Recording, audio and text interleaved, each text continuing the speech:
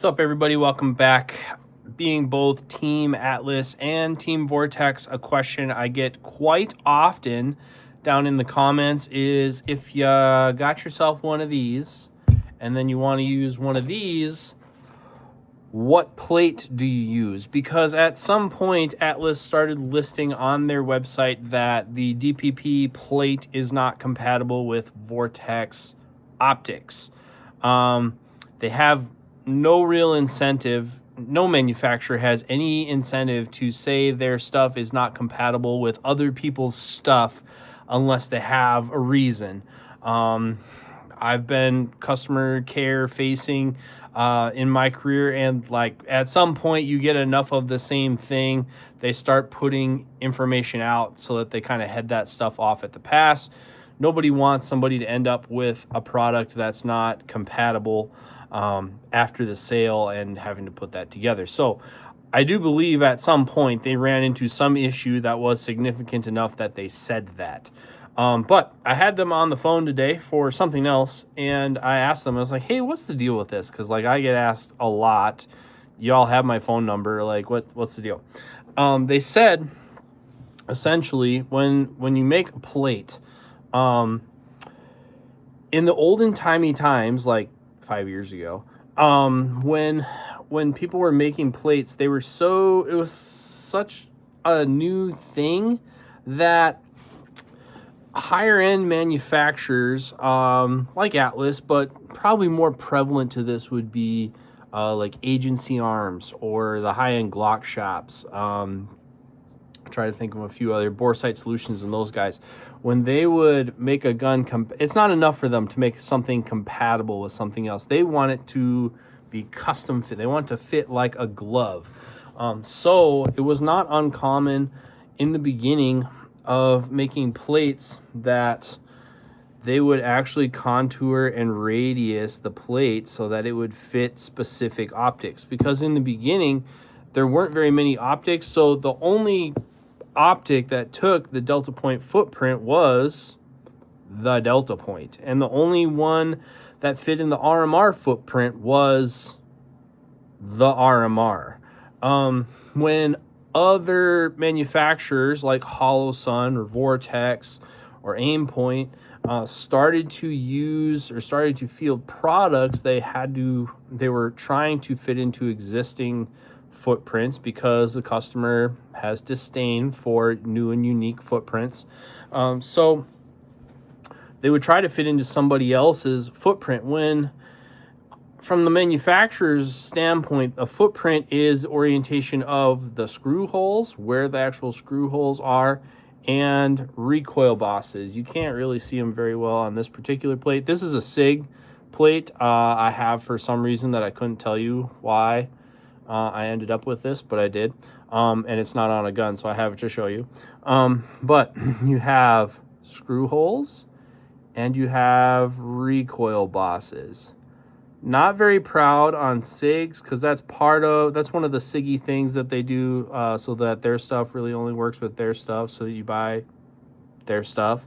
Is that there's essentially on the 320, they bracket in the optic just perfect that the footprint itself is the recoil boss. They don't need a proud recoil boss to take shock, where some of the other ones, this would be an old Doctor footprint one. You see we have very proud recoil bosses in here. These are what actually take the energy and the shock of recoil, so that the screws are really just holding it down to the plate and the force is being absorbed by these milled bosses. If the screw itself is holding it on, screws, generally speaking, aren't of a design or a material that they handle shear force well. That would be the force that would be at 90 degrees to that screw, so that if you apply enough of it, it will snap at the thread, shearing it off.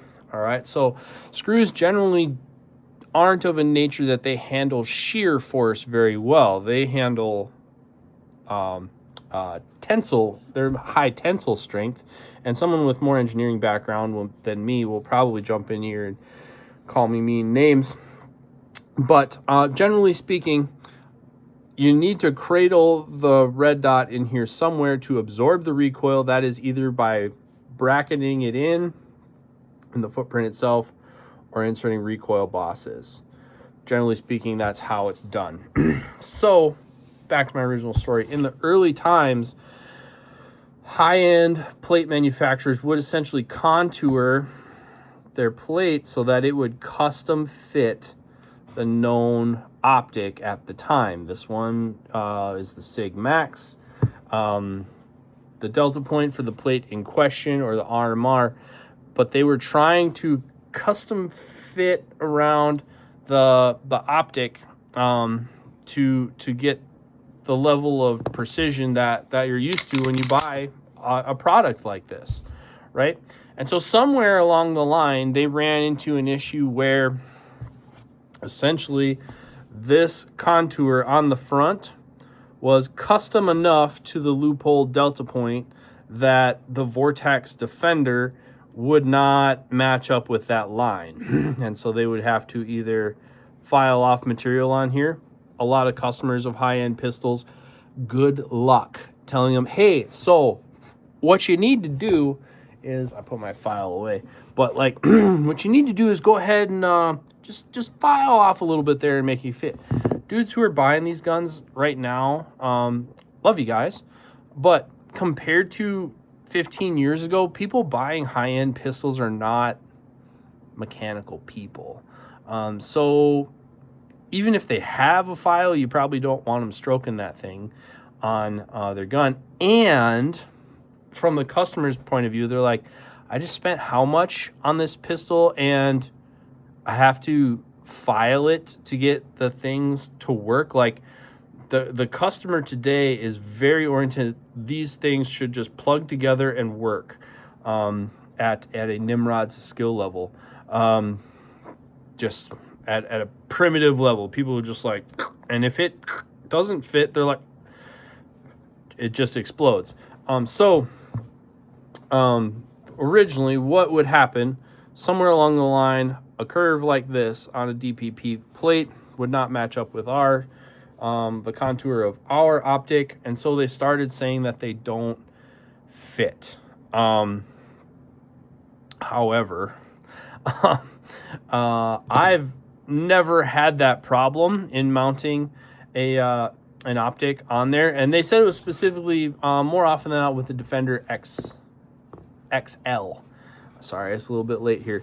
The Defender XL with the little lip over the front, they said it wouldn't fit there. Okay, but here's a gun that's had a Defender XL on it. Here's a gun that has a Defender XL on it.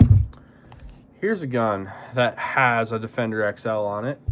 And here's a gun that's had a Defender XL on it. All of those Vortex products, all of them have had Defender XLs on them, and I have not had to file fit any of those. So across a long time span of production, now most of these are earlier guns. None of these plates are current production plates. I don't know how old this gun is, but this one might be the newest.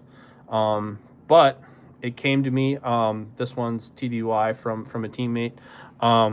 So this one came with a plate with a Defender XL on it. All right. The most I've ever had to do on a Defender XL, or not an XL, but a Defender, and normally it's the CCWs because they're actually a little bit different of a footprint, but sometimes the recoil bosses were really tight, and I just needed to give them a little, actually use this side, give them a little, and that's how hard I was doing it. Just a little bit of tap to get it pressed down on there, because they're tight. But then once they're on there, man, they're on there. The issue of these things not fitting in the front, not being contoured in the front, I have not had that issue. You can see the light gap in the back here. You can see it doesn't contact the slide in the front there. That's a Defender ST. Not as big of an issue according to Tony at Atlas. But here's another one. air gap in the back, and air gap in the front. You can see a little bit tight fit up here, but certainly not the window in the front here, the overhang of the housing not contacting the plate, so not an issue there. Here's another one, same thing, really tight up front, air gap in the back. And this is Defender Enclosed. This is a newer release, but same thing. I'm pretty sure I have a light gap in the front and a light gap in the rear. So all of these, they're nothing special. Atlas does not make me special custom plates because I'm their favorite. I don't know that I am, but they certainly don't make me custom plates. A lot of these plates I order off the website, just like you. All of these are standard Atlas DPP pattern plates. I put the Vortex on there just fine. But from what I understand, when you talk to them, that's what it is. This front radius on here matching up with the front radius of whatever optic you're going to use, and this is other optics too. I don't know about specifically with Atlas, but other gun manufacturers, other aftermarket milling places, they run into this fairly commonly when a new product comes to market. They want this to fit as custom as possible, and sometimes they get a little bit too custom that they don't account for variations in manufacturing, essentially. But when people say, or when the website says not compatible with Vortex, that's what they're talking about. That they've had instances where maybe it was file fit. File fit to some of our older stuff. I would file fit to get on certain stuff just a little bit, but not with any of these. But that's what they're talking about. They're talking about compatibility of that front radius there on the front edge matching up. But like I said, here's 1, here's 2, here's 3, here's 4. This one would have it on it, but the plates are out of stock, so I just haven't put one on this one. I haven't needed this gun in a while. But I have not had any issue getting Vortex optics on any of our guns or any of their guns. And a lot of Atlas team shooters are also Team Vortex shooters, so I haven't really heard of anyone else having an issue there as well. But somewhere along the line, there must have been customers that did have a compatibility issue, and that's what they're addressing.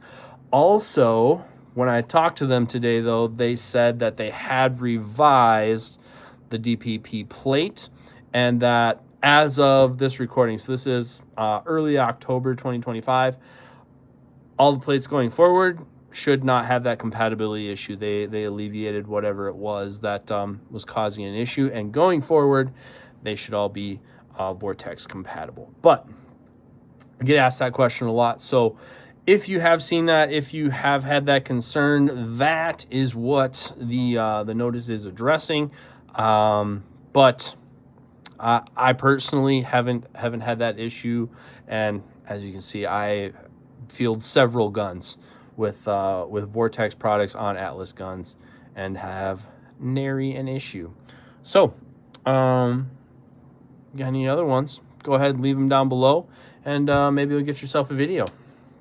See you guys on the range soon.